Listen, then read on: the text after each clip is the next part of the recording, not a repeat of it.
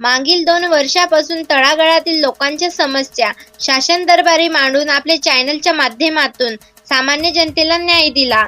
शैक्षणिक, सामाजिक, राजकीय क्षेत्रातील न्यूज जनतेपर्यंत पोहोचविणारे एकमेव चॅनल अशा लोकहित लाईव्ह न्यूज चॅनलचा 4 सप्टेंबर रोजी द्वितीय वर्धापन दिन. या लोकहित लाईव्ह न्यूज चॅनलला द्वितीय वर्धापन दिनाच्या हार्दिक शुभेच्छा. नमस्कार, मी भाविक भगत, भाविक भाऊ भगत हेल्थ फाउंडेशनचा अध्यक्ष, त्याचप्रमाणे आरोग्य दूत म्हणून मी उमरखेड क्षेत्रामध्ये काम करतो.